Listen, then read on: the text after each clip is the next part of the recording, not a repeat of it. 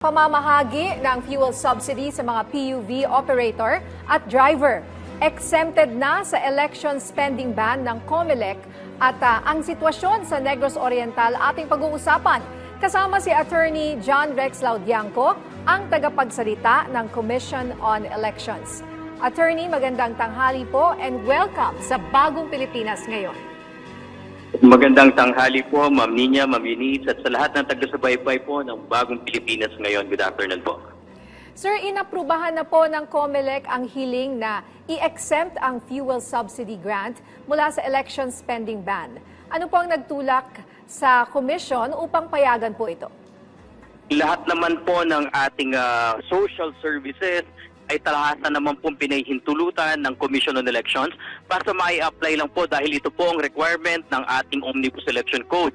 Pagdating po kasi ng 45 days before election, gaya nga po ngayon mula September 15 hanggang October 30, ay mahigpit na pinagbabawal po ng Omnibus Election, particularly Section 261 po, B at W ng Omnibus Election Code, yung pagdi-disburse ng public funds nang walang pahintulot ng COMELEC. Pero gaya nga po ng commitment ni Chairman Garcia, ang mga batas po talituntunin ng COMELEC ay hindi magiging hadlang dito po sa implementasyon ng social services. Ma-comply lamang po natin ang requirements ng batas, gaya dito na i-apply at tahasa naman pong nabigyan ng exemption kagad. May limitasyon po ba ang approval ng COMELEC sa exemption na ito? Wala naman pong limitasyon except po na mai-report po sa amin kung magkano ang halaga na ibibigay para saan ang proyekto, sino po ang recipients nito at anong ahensya po ang mamamahagi. Gaya nga po nitong ang ating fuel subsidy, ito po ay ang DOTR at ang LTFRB. Kapareho rin po ito nung na-apply ng ating Department of Social Welfare and Development ng iba't ibang proyekto nila, kasama na po yung rice subsidy sa mga micro at small retailers. Agad din po inaaprubahan ng COMELEC dahil ayaw po namin na mahinto o madili ang social services sa ating mamamayan. Speaking of that, Sir Rex, may mga monitoring po ba ang COMELEC para maiwasan natin na hindi magamit yung mga exemption ng fuel subsidy grant sa vote buying at saka paano po natin binabantayan ito? Tama po kayo, Ma'am Eunice, Ma'am Nina, no? Una po sa lahat, tinitignan namin ang ahensya na mamamahagi. Kung makikita nyo po sa mga naaprubahan, lahat po ito ay national government agencies. At meron din po mga ilan na mga agencies po natin na local government units. Ina-identify nila po sa amin sino ang recipient, sino ang mamamahagi, magkano ang total na ipamamahagi, ang duration po ng proyekto. At pagkatapos po nito, sila po ay nagbibigay ng report sa amin. At gaya nga rin po ng naisabi ni Chairman Garcia noong mga nakaraang linggo, meron po mga nag-a-apply na barangay ang mamimigay. Ngunit dahil nga po ito ay kailangan lagyan ng safeguards, hindi po muna inaprubahan ng COMELEC. Ang inaaprubahan po ngayon ay mga pinamimigay ng ating mga national government agencies at iba pang malalaking local government units. Sir Rex, sa ngayon po ba, ano yung bilang ng mga kandidato? No? Kamusta na yung bilang ng kandidato para sa BSKE 2023 na nagsagawa ng premature campaign activities? Ano po yung mga hakbang na ginawa niyo po sa mga ito?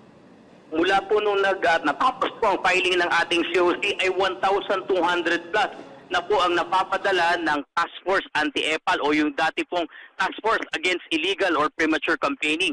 Napadala na po sila ng kanilang show cause order at mahigit 300 na po ang tumutugon sa show cause order na to. Dapat po kasi 3 araw pagkatapos matanggap ang show cause order ay magsumagot na yung mga naturang kandidato, supporters o iba pa na nakatanggap nito. Otherwise po, sila po ay sasampahan namin ng 2 kaso.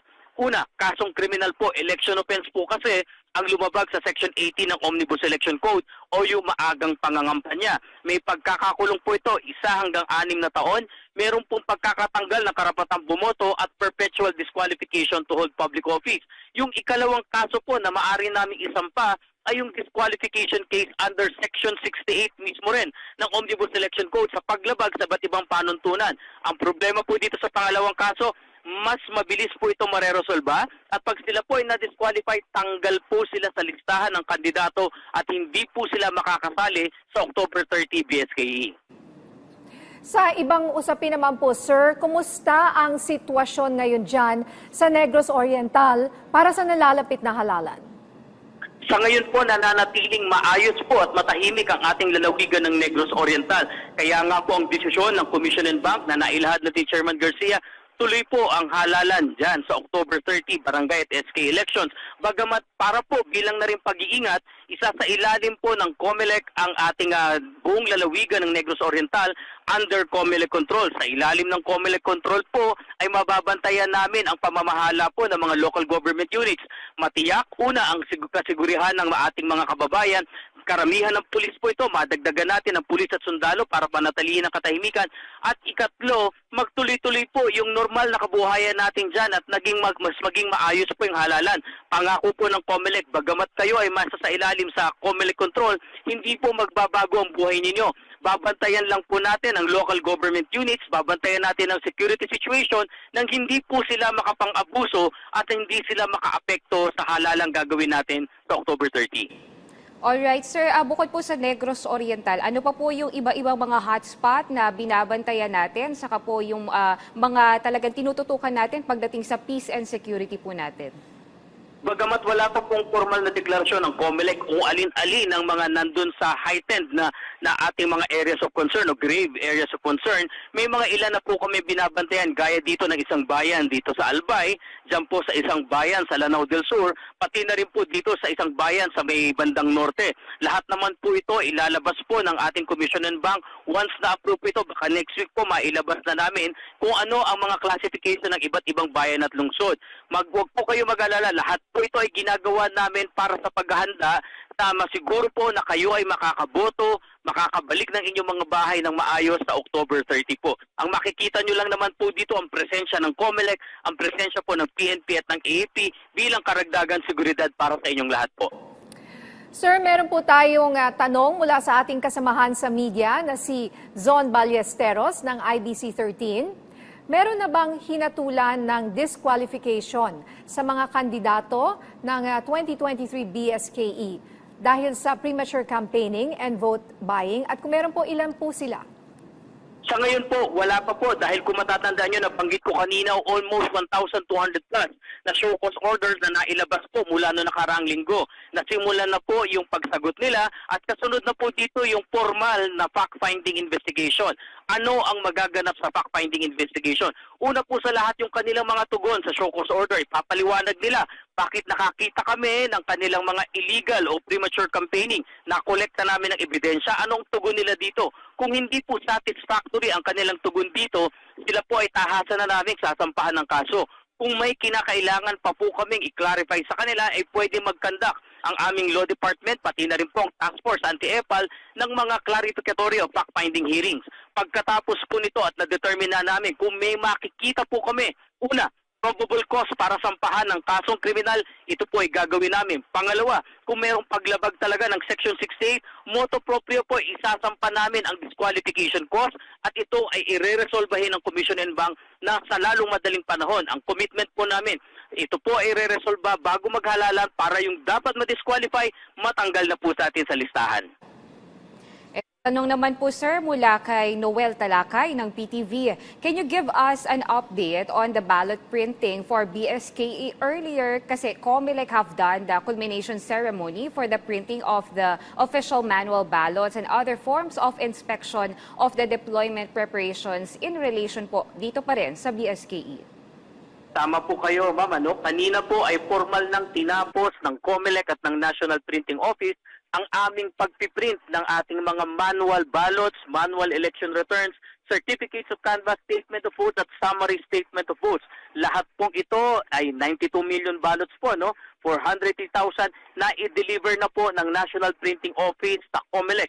Ito po ay amin ang ini-empake para sa pagpapadala starting October. At kanina rin po, pagkatapos ng mga manual ballots at manual forms, ay inimprenta na natin yung 6,000 plus na final testing and sealing automated ballots. Tama po kayo, di ba po kasi dito sa BSKE, meron po tayong ipapilot test 3 barangay na mag-automated election sila. Barangay Paliparan 3, Barangay Poblacion Zone 2 sa Dasmariñas City at Barangay Pasong Tamo sa Quezon City 6 District.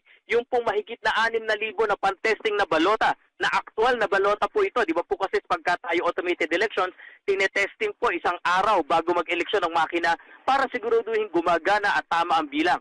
Na-imprenta na po natin ito kaninang umaga, na-cut na rin po at ready na po ito. Sa susunod na araw po, imprenta na natin yung humigit kumulang 100,000 balota para sa tatlong barangay na nabanggit at matatapos po natin to sa loob lamang ng 1 linggo. Okay, sir, sunod na tanong mula pa din po kay Noel Talakay. What are the places to be prioritized for the delivery and the basis of prioritizing these places?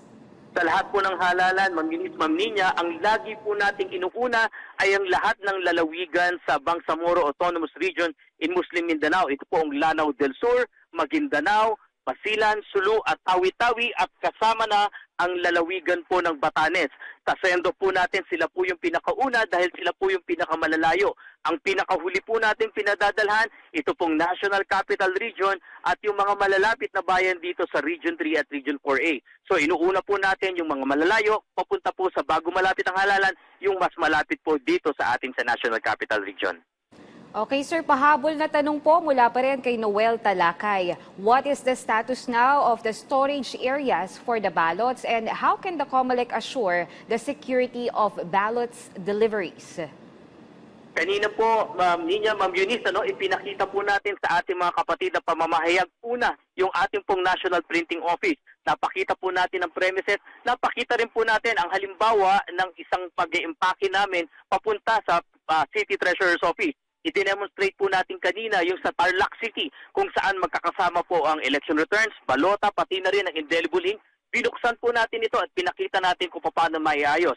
Sa loob po ng ilang minuto, kami po ay pupunta na sa Santa Rosa warehouse ng COMELEC kung saan for the first time po, sabi ni Chairman Garcia, bubuksan namin ang bukas na bukas ang pinto. Wala pong itatago at ipapasilip po namin sa inyong lahat kung saan naman na itatago yung iba't iba pang mga balota at gamit ng COMELEC. Yung po kasing Cordillera Autonomous Regions, Regions 1, 2, 3, ito po ay inimpake na namin dito sa ating National Printing Office na nakita pa nga po kanina na tinitimbang para po masiguro sa harapan ng Commission on Audit Representatives pati na rin po ng Internal Audit Department namin. Ngayon naman po, sa ilang minuto, pupunta naman kami sa kabilang warehouse para makita naman po yung karamihan ng ibang regions kung paano rin po ini-empake at papasilip po natin ang laman ng bawat kahon po dito para makita po ng ating mga kapatid, pati na rin po ng publiko.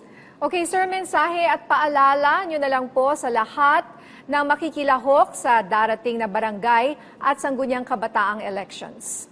Una po sa lahat, sa ating mga kandidato, panatilihin po natin ang pagsunod sa lahat ng alituntunin at batas pangangampanya. October 19 hanggang 28 pa po tayo pwede mangampanya at kapag kayo po ay lumabag dito, napag-usapan na po natin kanina ang kasong kakaharapin ninyo mula sa COMELEC.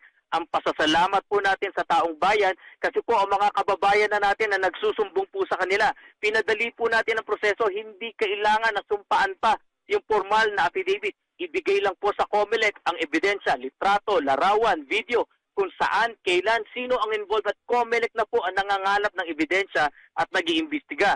Kaya po, nakita nyo naman, kayo po ay atahasan namin sasampahan ng kaso kapag nilabag nyo po ito. Sa ating mga kababayan din po, paalala, kung ang mga kandidato po ay ngayon pa lang hindi na marunong sumunod sa mga batas, paano pa po kapag sila'y nahalal na natin na kanilang trabaho ay magpatupad ng batas? Mapanuri po tayo dapat, huwag po natin silang iboto. Muli po, maraming salamat po. Mabuhay po kayo, mabuhay ang Pilipinas. Maraming salamat. Atin pong nakapanayam si Attorney John Rex Laudianco, ang tagapagsalita ng Commission on Elections. Maraming salamat po.